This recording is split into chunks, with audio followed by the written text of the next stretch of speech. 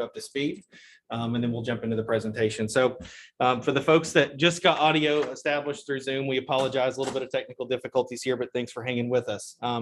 Basically, we introduced the background of the technology. It's a single cell sandwich ELISA style platform, effectively addressing the questions of functional heterogeneity among immune cell populations, because we can look at over 32 markers per individual cell times 1,000 cells on our panel. And then the slide that I showed you here, this is some basic market research we did when we launched the technology, helping our researchers or helping our potential customers address the question, being able to show correlation from therapy to outcome, and then also some of the barriers that were in their research prior. So jumping in, and then we will have some room for you all to be able to ask questions kind of at the end of my presentation and before Noah presents. So please put those questions in the chat or just write them down and save them for we have just a few slides left really. But how are we doing it? So what really makes this platform different than some existing immunoassays? Well, if you look at kind of the graphic we have on the screen, sure, flow is great for surface phenotyping cells, and it can interrogate a few block cytokines. And we've already kind of referenced the aggregate data that's being generated off bulk bead-based applications. The way our platform is unique is we're actually looking at living cells and seeing true cytokine secretions up to 32-plex per individual cell. That's our primary application. We also have an application that looks at intracellular phosphoproteins. It's been used heavily in models looking at resistance in cancer cell lines. And then we're going to be adding a metabolomics component to those panels moving forward. The goal there will be able to understand energy state changes in those cancer cells as they achieve drug resistance. So again, by being able to use this technology and identify highly multiplex, so 30+ cytokines from each individual cell, what we're really doing is identifying the orchestrator populations. IsoPlexis will call these supercells in certain situations, which usually comprise around 5 to 10% of our immune cells in a given population. So if we were to look at raw aggregate data across someone's entire project, what we'll consistently find is around 90% or maybe a little bit more of the cells in a population are functionally dormant. Okay, they're not really secreting a number of cytokines. They may secrete 1 or 0. And then we have this other subpopulation that are highly activated in response to certain therapies that are secreting a number of different cytokines, and they're really driving and doing the work. Okay, so by looking at 30 cytokines simultaneously per cell, we're identifying, again, those polyfunctional cells. And then we have some interesting and unique metrics through being able to look at a cell population that way. I'm going to try to get a pointer up here. One of them is this PSI metric, and I'll get into how we derive that later, but it's been very, very powerful in a number of different individuals' research. Okay, so right now, where are we at as a company? We've actually got 213 of these systems installed in the field. I think the first time that I met with Dr. Sampson, we were probably at 170, and that was only a few months ago. So it is really picking up speed at how quickly this technology has been adopted. Okay, the target market for us right now in the academic space really is comprehensive cancer centers. For folks that have that designation, it's been, again, very powerful, and it's been adopted by over 70% of them at this point. And then just in the last 2.5 years, we've received 105 publications that make some reference to the technology in their research. So by way of that widespread adoption, we've also been able to put together a number of predictive trial data sets with collaborators. And you can see some of the partners that we've worked with here on the screen, and then some of the big research areas that we've been able to advance therapeutic development or identify biomarkers for response. So getting in a little bit more on the technology, and then I'm going to try to get my side going a bit more quickly here so we can get into the PowerPoint presentation and give you all time for questions. The instrument itself is fairly simple. So there's an onboard incubator. So because the cells are alive, we do incubate them at 37 degrees C and 5% CO2. The chip tray that you see in the middle of the instrument, that's actually automating the entire sandwich ELISA process. So once you have your samples onto the chips or panels and you've done your protocol, you'll load those onto the instrument, basically hit start, and then you can walk away. It's the rest of the process is fully automated. We have laser imaging. So first step in any experiment that goes through the instrument, we do identify cell locations on the panels, and we'll kind of show you what that looks like in a minute. And then the second step really is measuring fluorescence. And then finally, on the back end, you have a reagent tray and then the automated software application. I've also mentioned the 3 basic applications. So where they have the low volume bulk highly multiplex application. So this is looking at some type of cell-free solution as your sample. So for folks that are working in mouse models, or if you have very low sample volume, this might be a really good tool for you. Here, and I'll show you what it looks like on the chips in just a second, but here you can basically get by with 11 microliters of sample to obtain a technical replicate. and we're still measuring that up to 32 plex cytokines per sample. Our flagship application is the predictive immune single cell secretome, so single cell secreted cytokines. Here we have a number of panels looking at different cells, subsets, or different markers. This is the one that's most people are bringing the technology in to obtain. And then, as I mentioned earlier as well, the predictive tumor pathway mapping, so intracellular phosphoprotein measurement at the single cell level application. The chip families or the panel families are really where this technology separates itself from other things you might see in the space. So we have two primary applications. CodePlex is going to be all your bulk panels, and then your IsoCode, these are the single cell panels. Okay, so on an IsoCode chip, typical experiment design would be identifying what subset of cells you're most interested in characterizing. You're going to enrich for that cell population. You're going to have some type of stimulation and staining protocol that's going to vary depending on the cell type. Then we want to load about 30,000 cells onto the chip in suspension at one time. Okay, on that chip, there's 12,000 small microchambers that are layered across the PBMC or the slide surface. The cells are going to randomly distribute across the chip. They're going to be captured by the microchambers, in which we have 30 functional proteins for each individual microchamber. And we're typically getting data on between 500 and 1,500 single cells per sample condition. Okay, so this refers to the intact cell and the secreted cytokines, the secretome panels, and then this with the cell that's been lysed and the intracellular phosphoproteins and those phosphorylation events, the ICP application. A little bit more of a breakdown as to what the inside of one of our panels look like. The top section here that's in blue, this actually references those microchambers I mentioned earlier that's captured in our sample. And then the bottom, these are the actual antibody barcode arrays that are interfacing directly with the microchamber as seen here on the left. And then I'm going to play just a really short video if it's going to run. Well, I might not be able to get it to run. There we go. We've got it now. So here, we're loading the actual cell product onto the panel. The cells, again, are going to randomly distribute across the slide surface. The laser is going to go through and it's going to image all 12,000 microchambers to identify cell location there. So we can get rid of any of the doublets or triplets or any of the chambers that don't collect a cell are going to be used as a background control. We incubate the cells while this process is going on and allow them to secrete their cytokine payload. Those cytokines are going to be captured by the antibody barcode as shown here. Then we flow our detection antibody with the fluorophore back through and we can image for fluorescence.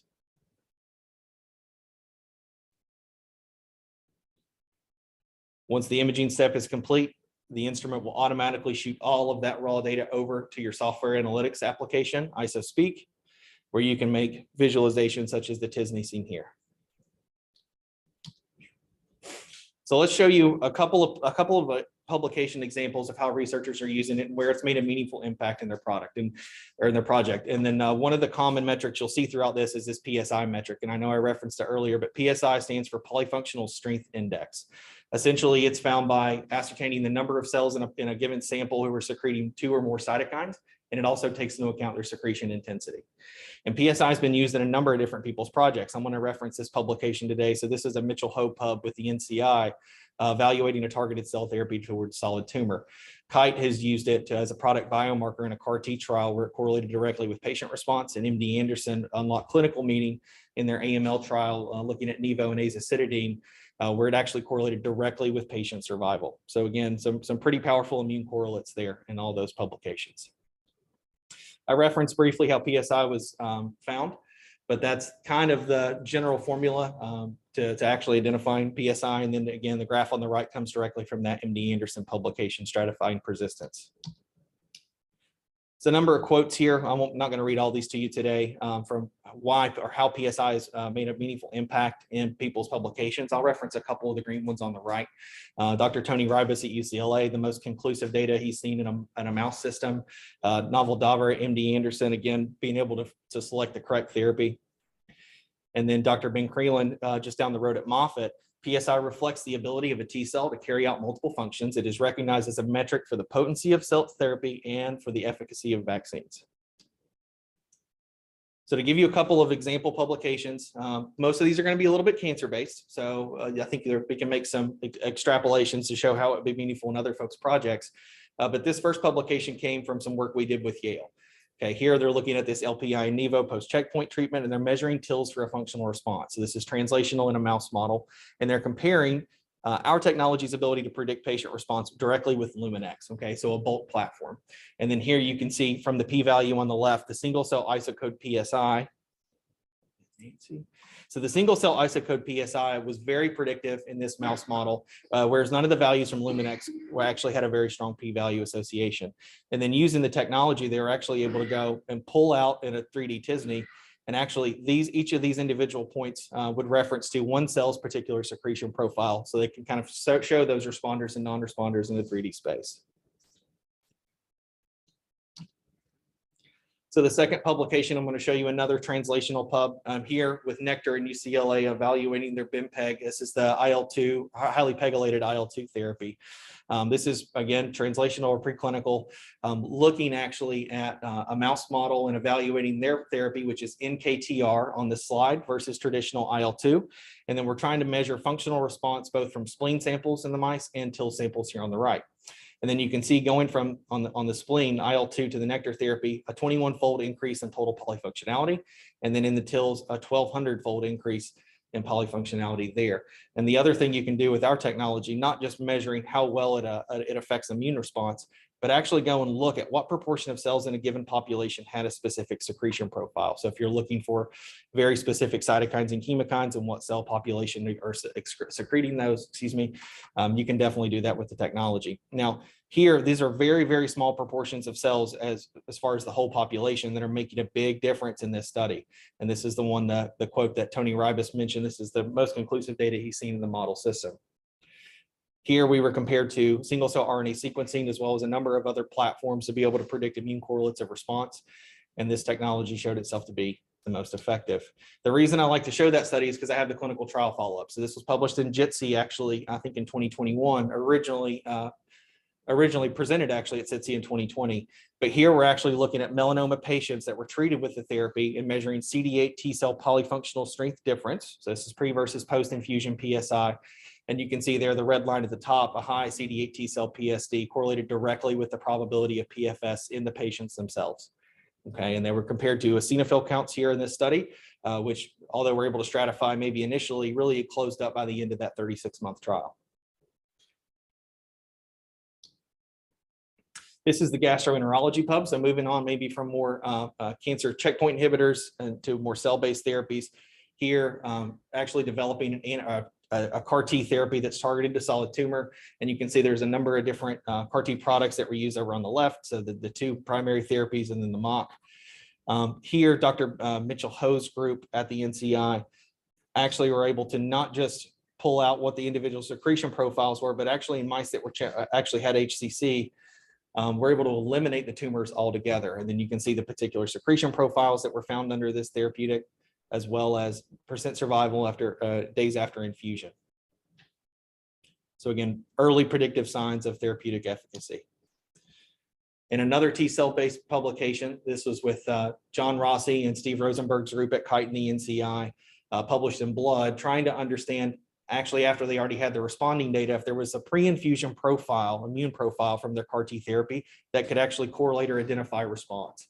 And then using our technology, again, looking at polyfunctionality, the polyfunctional strength index shown here on the right, we were very effective at stratifying responders from non-responders. And again, they used flow, bulk applications, and single cell sequencing to try to derive this data, and only PSI was a significant predictor of response. So I'm going to move a little bit away from immune oncology and go a little bit more into the ICP application. Here, again, it's a little bit more targeted to cancer. So that's the markers that are on that particular panel. But the first publication, I'll show you this one in cancer cell. This actually came from Dr. Heath. So again, our technology founder, trying to understand pathways to adaptive resistance in glioblastoma. So this is in a mouse model, translational. And using our technology, they were able to actually identify a number of different signaling pathways leading to that adaptive resistance, and then select the best combination therapy that was going to actually inhibit tumor volume growth over time. And using both the ICP application and the single cell application, we would have predicted these therapies to be the most successful, and in fact, they were.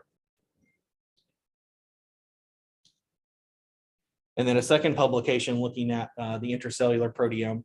This one in Nature Communications, also from Dr. Heath's group. Yaping Su is the lead author on this, looking at patient-derived melanoma samples treated with a BRAF inhibitor and then trying to understand adaptive resistance over time. So we have days from initial treatment here on the right, and then you have upregulation and downregulation of a number of different markers included on that panel, trying to understand exactly how these melanoma cells achieve resistance. And then using the technology, they actually found a number of simultaneous pathways that cancer cells can use, and then use that information to develop new drug targets moving forward. And then I'll show just two more publications, I think, and we'll open it up for a few questions and then kick it over to Noah. This one in infectious disease space. So we were part of some of the research in COVID very early on, really trying to understand what are the single cell drivers of the inflammation that are sending patients into the ICU and having symptoms like ARDS. So as part of the Seattle COVID Consortium, a number of different groups were there. They used our technology to really functionally characterize monocytes and then T cells in patient populations that were stratified by symptom severity.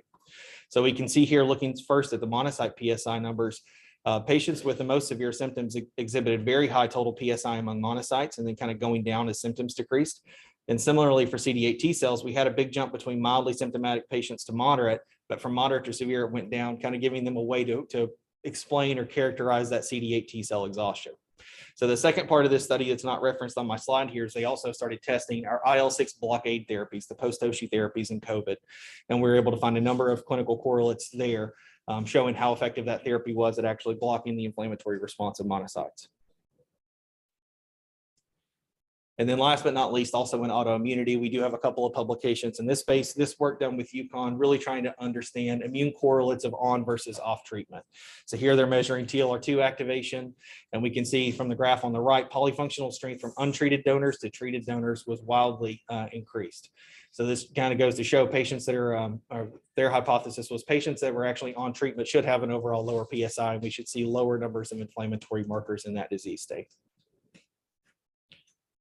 So I apologize. I know I went a little quickly there trying to recover some lost time. I'd love to take any questions now. And Noah, I think you can unmute. So if we get anything that you can kind of contribute to, that'd be great as well. Absolutely. They can still hear us, which is good. Go ahead. So for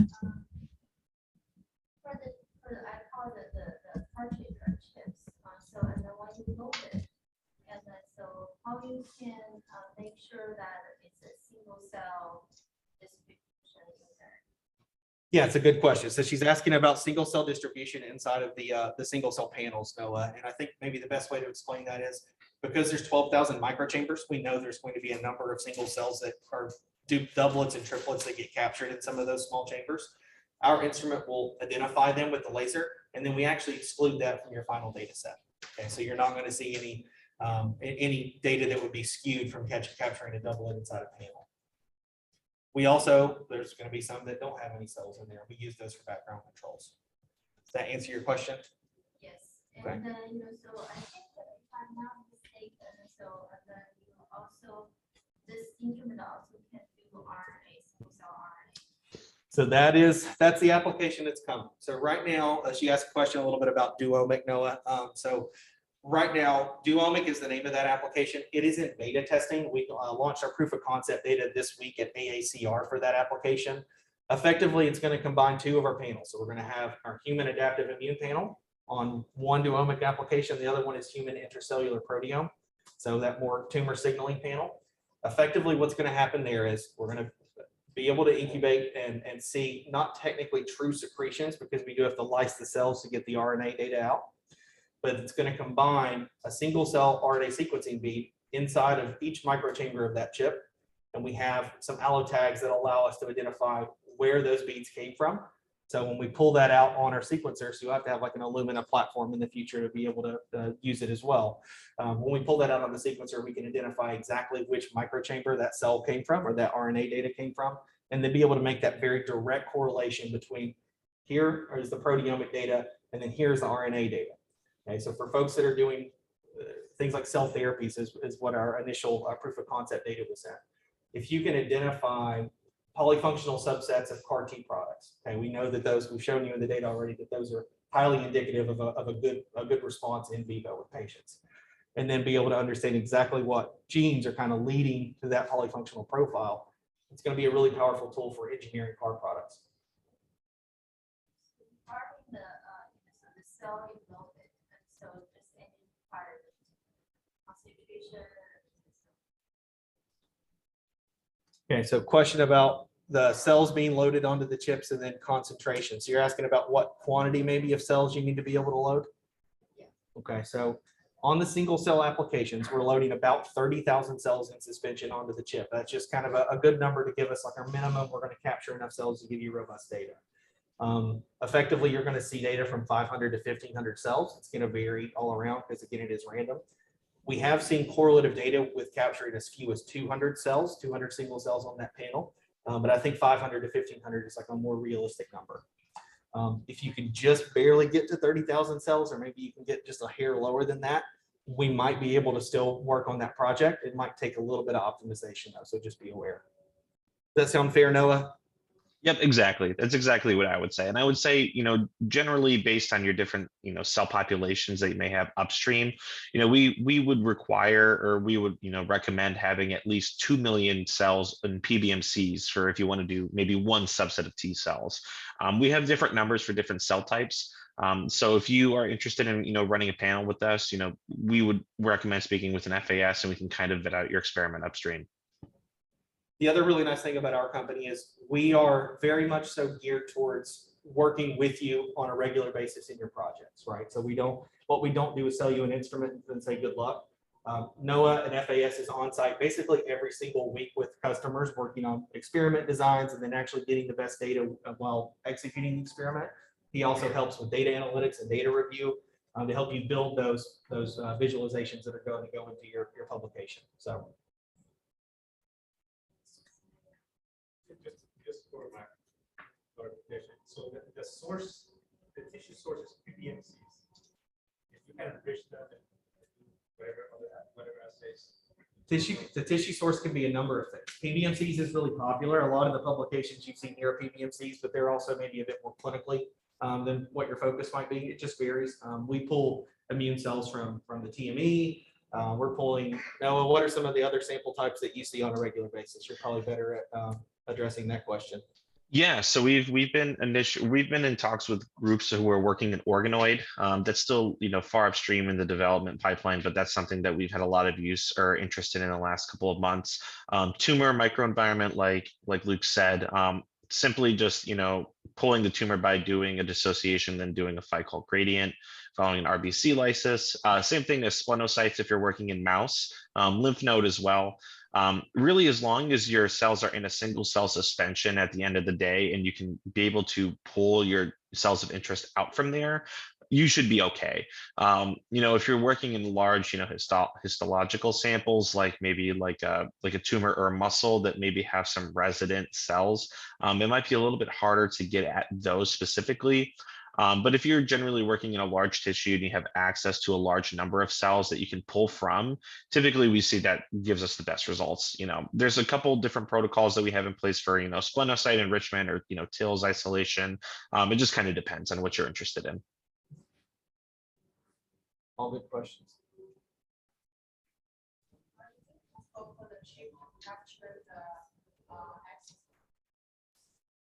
Chip to capture the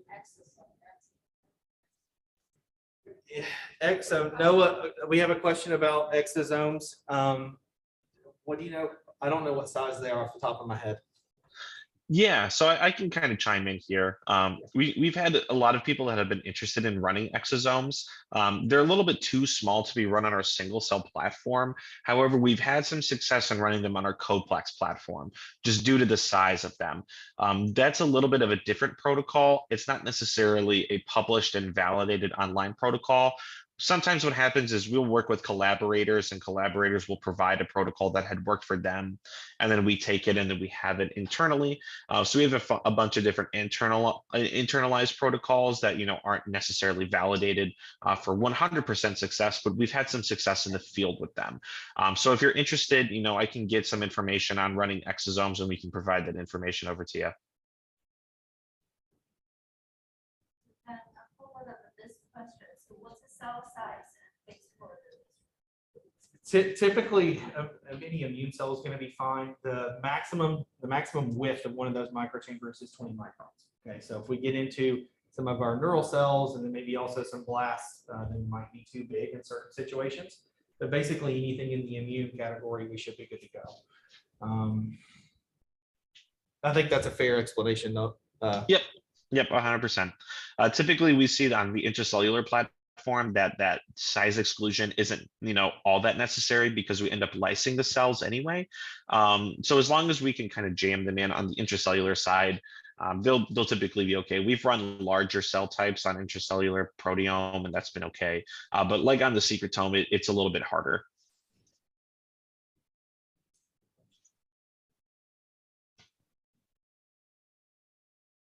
So with that being said, I'm going to kick it over to Noah really quick. Noah, if you want to grab the screen and do a quick software demo to kind of show them how using the software works.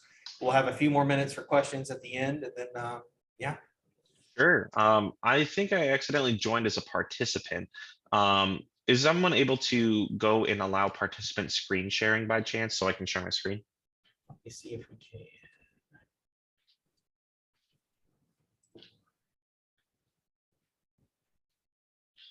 Awesome. Looks like it just worked. Thank you very much. Perfect. All right. Can you guys see my screen okay? We can. All right. Perfect. So hi, everybody. My name is Noah Vanderhyde. I'm one of the FAS2s here at IsoPlexis. I am currently based in the Chicago area and have been here for just over 18 months. So thanks again for stopping by today and then listening to Luke in the presentation. What I'm going to be doing is kind of walking you through what happens when you pull the chips out of the instrument, when you get that data, right? So in the workflow, you do your three big things. You do your enrichment, you do your stimulation, you do your staining, you throw your cells into the chips and you place them inside the instrument. Typically, if you're on the single cell side, it will take anywhere from 20 to 24 hours for those cells to lively secrete for 13 hours, then get analyzed with the lasers. And if you're running CodePlex, it can take up to 12 hours to for up to 64 samples. So there's a lot of different things that you can utilize within the technology itself, but this is really only when you're pulling that data off the instrument. IsoSpeak is a program that we use to kind of parse through a lot of that data really, really fast. Here at IsoPlexis, we believe in really democratizing your data, and one of our biggest things is speeding up that workflow. So no longer do you really have to sit down at a computer while you're doing your flow sorting and gate out your populations or search for a bunch of different fluorophores. It's all done automatically for you upstream. It's a real push button software, which is something that coming from Flow is super useful for me. So right now, we actually recently released a huge software update for IsoSpeak. 2.9 allowed us to really consolidate a lot of the great things that we had before into an even better platform. So here on the main menu, we're going to be going through a CAR T demo. What we're going to be seeing here is a bunch of different chips that were utilized in the CAR T manufacturing space. So what you can see is the project name up here. So this is our CAR T demo. Then into the chip family itself, this is the single cell secretome family. And we're looking at the adaptive immune human panel, which is really one of the most commonly used, especially for CAR T. Then we have three different tabs that are associated here. Project info, which is where you're going to be annotating your data after you finish. Your data processing, which is where that automated software analysis happens. And then the data analysis page as well, which is where you're going to be getting those publication ready readouts after the data is finished analyzing. So diving right into the project info, you immediately get brought to this huge annotation screen. As we move left to right, we'll kind of go through a couple different things. Each one of our chips are barcoded individually. So the number that you see in the experiment ID tab is one associated chip. And each chip will have its own row. So in this project, we have 24 chips that are a part of this demo. Over here is the analyst tab. So if you have, multiple people that are running experiments, maybe back to back, you can type in and say, okay, I did this one, Luke did that one, kind of so on. If you have any notes about your quality, the quality of your sample or anything that you just want to keep, at the back of your head, you don't have to reference your lab notebook, you can leave those notes in here. Our system functions off of, fluorescence-based capture, either by utilizing, violet wavelengths with our cell membrane stain or a few of our AF647 marker-specific stains. Today, we're going to be looking at CD4 and CD8 positive T cells. And what we did is we labeled them with their violet general membrane stain. As we kind of parse through here, I'll talk a little bit about what we have going on across the entire set. We have 6 different donors that are brought into this experiment. To give you a little bit of a story, this is kind of modeled off of one of our publications, from a long time ago. Donors 1 through 3 are non-responders to CAR T treatment, and then donors 4 through 6 are responders to CAR T treatment. What the manufacturer wanted to see is that in their control method, is there a difference between how the patients react from the control to the new target stimulation pathway that they've done in their upstream manufacturing process? So we have 6 total donors. We're going to be taking a look at a lot of this information relatively soon, but you can be able to type in your donor ID or your clinical information, your donor groups, and your stimulants all right in this page, and you can sort throughout them throughout the software, something that's super useful. What we also have is a way to normalize your data. And since we're a live cell platform, we always love to normalize to our viability over here. And we can also normalize to your transduction efficiency if you're working with your CAR samples. So after you've really annotated all of your information, you're going to take all of this and then move over to the data processing tab. This is that automated walk away section where all you have to do to analyze your data is select all of the chips that you want analyzed or only the few. You press this analyze button and then you walk away. What will happen is the software is going to be parsing through a lot of the files that had been generated by the software or by the instrument itself. So it's going to take a look at a bunch of different pixels. I don't really even know how it processes the data, but it goes from a bunch of random looking pixels all the way into your quality cell data, which is something that's super great.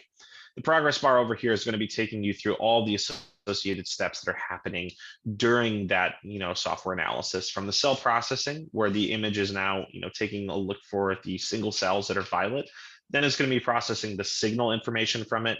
And it's also going to be taking into account a lot of different factors here, which we'll touch on in a second. After all the progress is done, it'll let you know that if it's completed or if there's a warning associated with the software analysis. Like if you run out of computer space, it'll let you know right here. Or if it'll tell you that you ran out of RAM, all you have to do is you'll have to keep pressing the analyze button to kind of baby it along. Then after this analysis, there are 2 different quality metrics that are given to you right after. The first one being the quality cells. And this kind of goes back to what Luke was saying about your captured cells.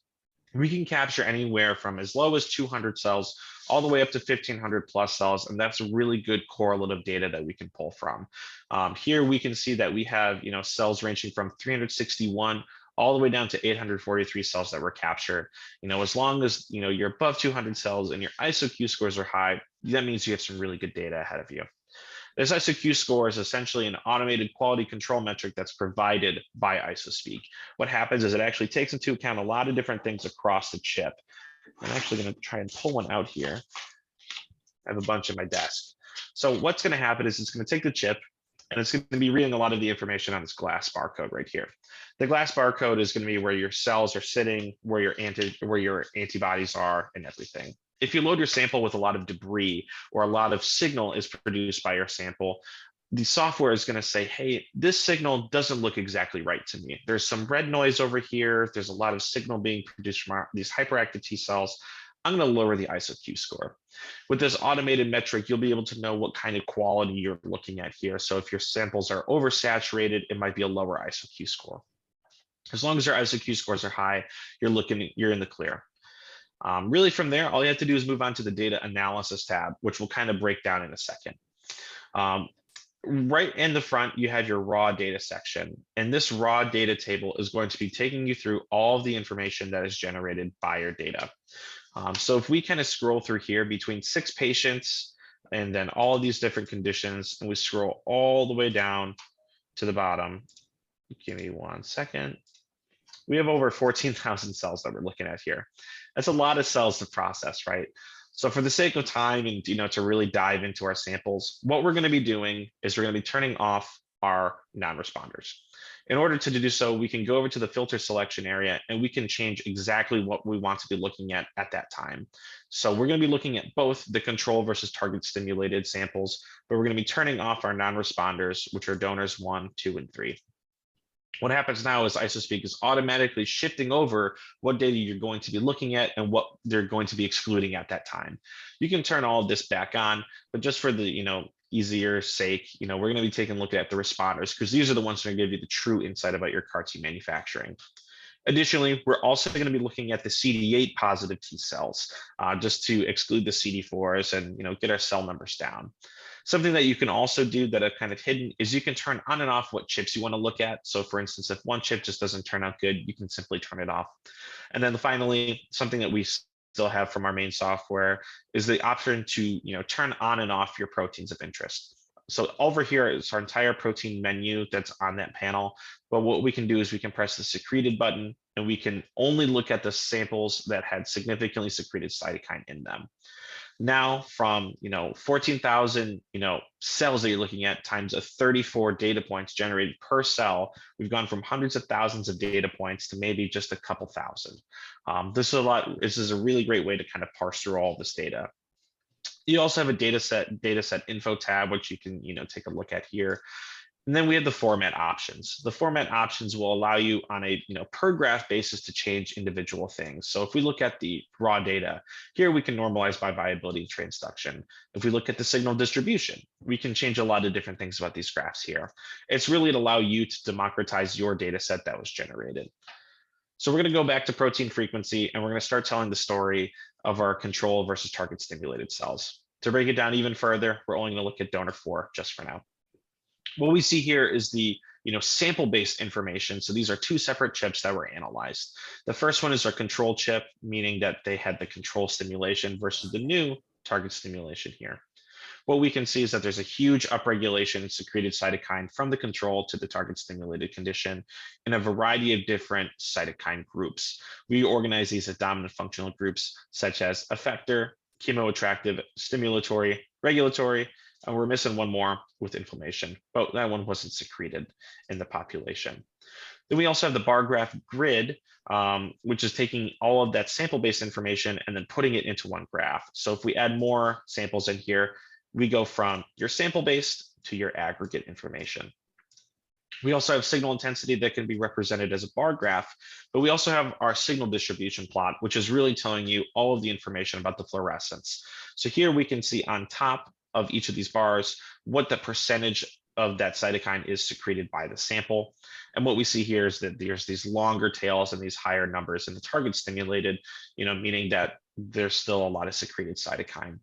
Here you can also, turn off the thresholding so you can see everything that was below the background threshold of the samples and so on. Kind of moving into some of the figures that you might have seen with Luke.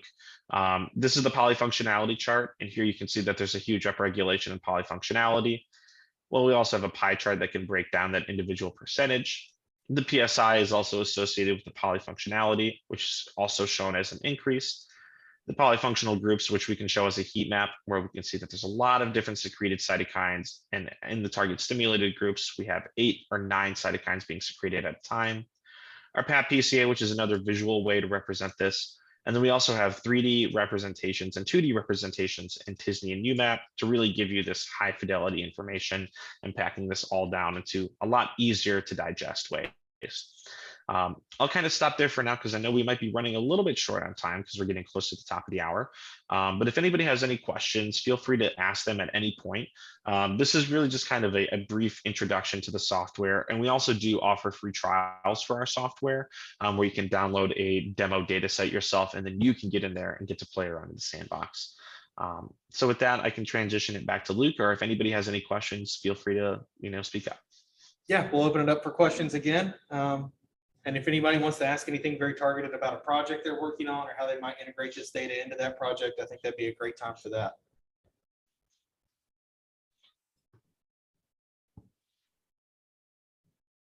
Can you talk a little bit more about the TISNE plot?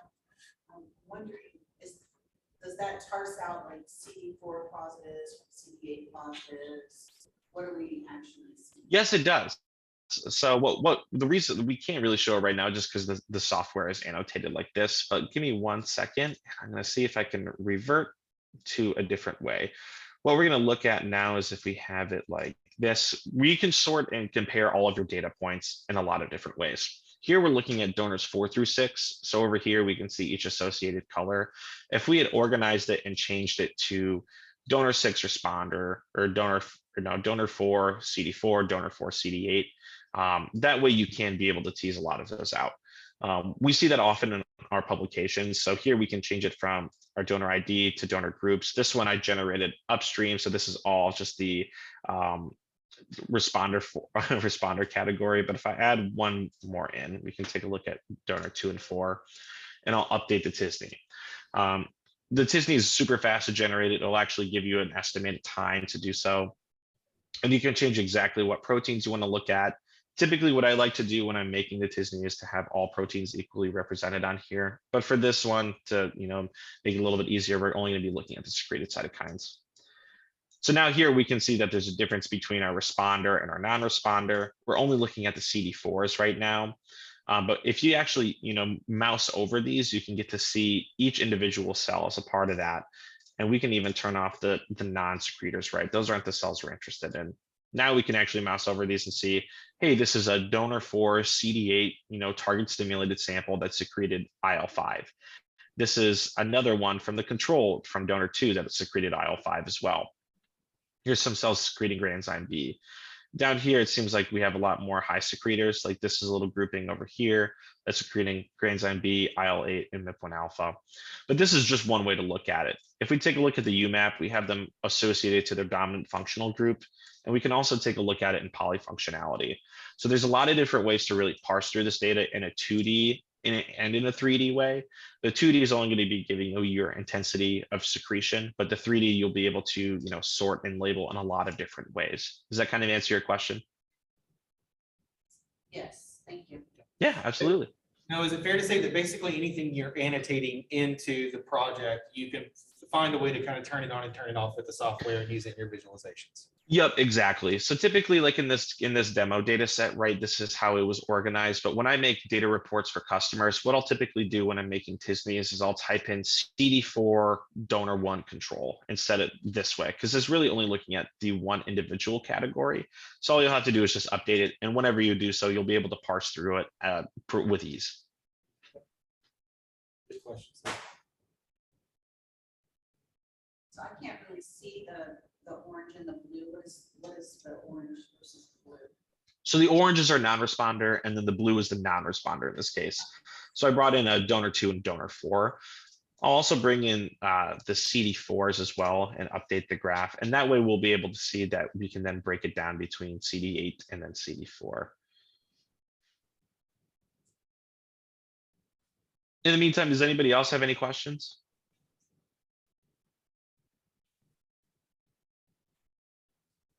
I just had a question, so I'm just wondering, is this awesome? This assay is pretty accessible? What is your Yeah. feeling in terms of, No, I'd be happy to talk about cost of the individual assay. So the panels themselves, typically the single cell secreted cytokine panel family, are roughly $700 per chip, and that's before any academic discounting. Obviously, if you have projects that you're planning on using 20, or maybe you have 30 conditions you want to look at, we can bundle those in together and get the price down a bit for you on that end as well. you need one chip per sample? Correct. Yeah. So you would maybe be looking at one target condition per chip, and then or one cell type per chip. There are ways that you can do a co-stimulatory condition, like maybe look at CD4s and CD8s together on the same chip. You might want to look at them in a couple of different colors, right? Different cell stains, so you can tell them apart on the panel itself or in the software itself. But just know once we get to kind of more than that, the cell numbers typically get lower and lower. So if let's say 500 of each type of, or 500 total cells, you would get maybe 250 CD4, 250 CD8. That's, again, it's random. So when we get down below that 200 number, that's whenever we get a slightly less comfortable with maybe the data result, if that makes sense. So that's kind of how we can do that. Does that kind of answer your question? Sure. Okay. So the $700 for a single cell secretome panel roundabout. The bulk panel is about $100 per sample. So again, 8 samples in replicate on that bulk. So if you're looking at maybe we want to automate out of doing the tedious Luminex process, for example, in the core, it's about $100 per sample. So we might be a little bit more expensive than Luminex on that end. The difference is though, once you load your sample onto the chip, you can just kind of throw in the instrument. We automate the full ELISA process. You can move on to doing anything else that you would like to be doing at that time. You don't kind of have to stand there and complete every single one of those by hand steps.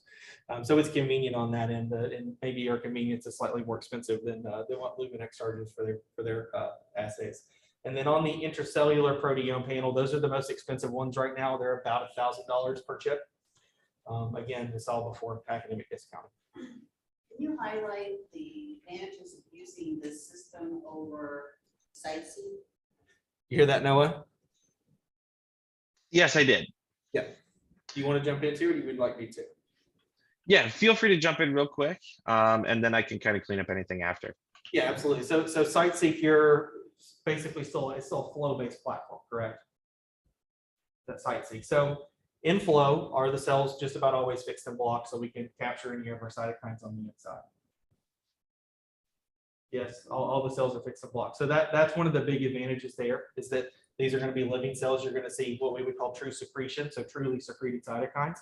How many markers can you typically pick up on CytSeq with flow, or with CytSeq?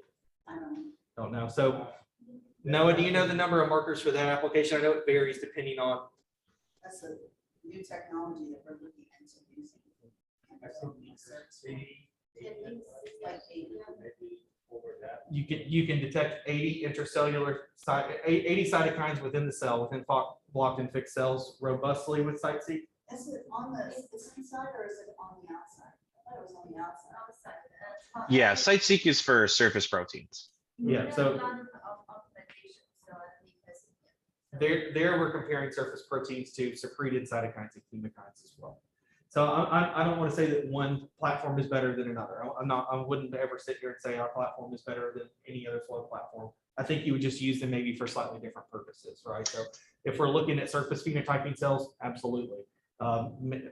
Depending on the number of colors in that flow, maybe you can look at 80 different markers. Most flow platforms are very limited by the number of intracellular cytokines they can detect.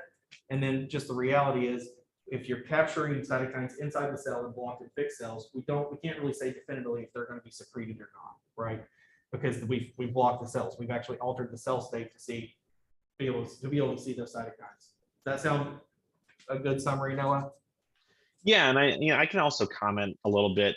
Really what I like to try to do with groups that I work with is kind of set up an experiment that captures the whole breadth of what they're looking at, right? So if you're interested in running CytSeq, right, that's really great for RNA-seq, and then as well as like a lot of the surface antibody phenotyping that you're doing, or surface protein, excuse me. And then what you can do is you can have both. You can take your samples through the workflow that we have involved with us. You can take from there and split your samples, because you're only going to be utilizing 30,000 cells, right, per sample. You take those and you can get the secretory phenotype, but then at the same time, you can take over the rest of those cells and then go over to CytSeq or RNA-seq or flow cytometry and do some extensive profiling. That way, then you can get this combination of, really great data readouts. And that way you'll also be able to kind of fill in that functional gap that you might be looking for. So, maybe your RNA-seq and your CytSeq is telling you that, these are the proteins that we see expressed intracellularly with these associated surface protein, or with these associated surface phenotypes. And then from there, you can say, with these surface phenotypes that we may have sorted out or anything, we can then plug this into the, the IsoLight or the IsoSpark, and then we can get to see what was actually secreted. And we can then get to see what that difference is intracellularly versus extracellularly, and then kind of paints you the full picture. That's really all I wanted to add. But, what we really do well is, filling that functional gap.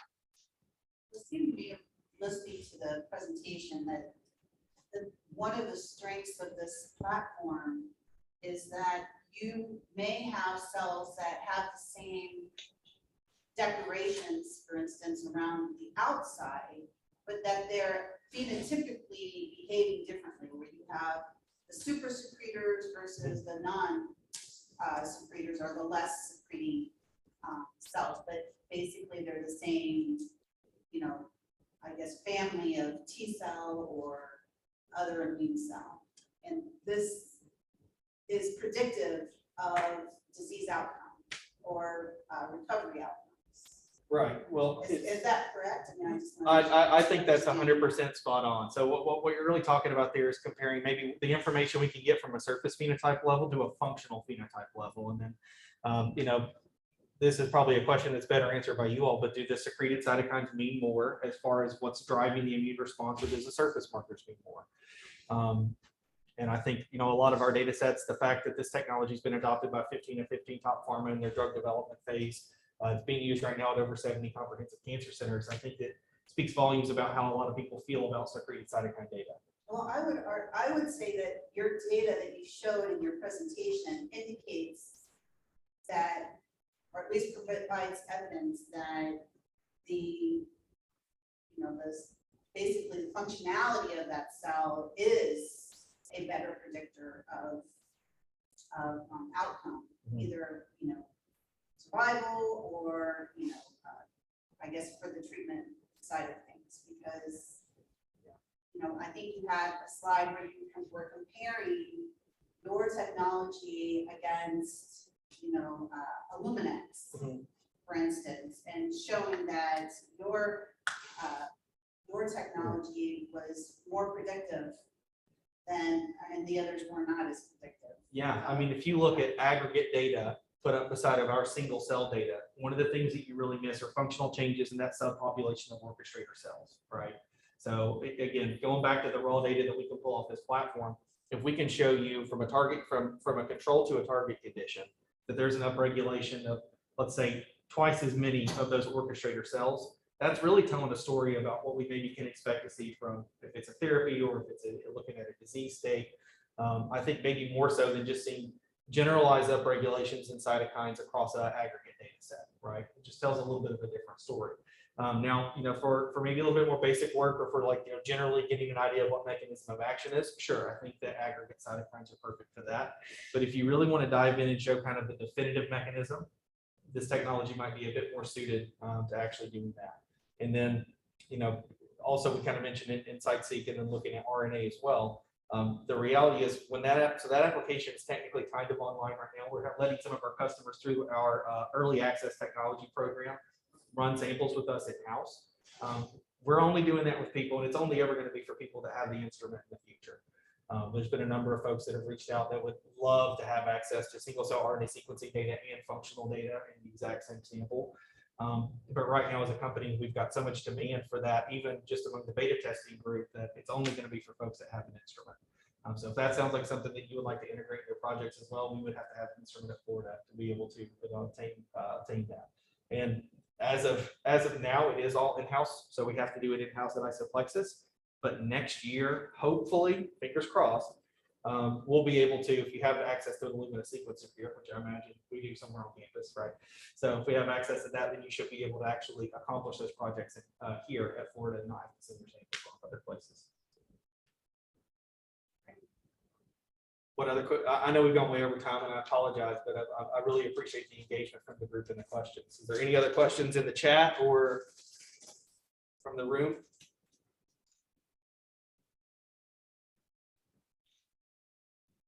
Okay, so following up, what we'll probably do is I want to send you all a copy of the slides that we went over today. I want to send you a couple of the publications. If there's interest at all in this, please let Dr. Sampson know. And then let me know as well. That way we can have a more kind of direct conversation with you, and I can bring Noah in, or I think your application scientist will be Dr. Tanzine Youssef. She's on site with the customer today, is why she couldn't join our call. But we can have a talk about maybe how we would integrate this data into your project, so you can maybe be planning on, you know, whether it's going to be for future grants or if you have current funding to maybe want to add this data layer in. We can show you how you can accomplish it. All right. Thank you all so much, folks. Oh, please. Thanks everybody online. Thanks, Noah.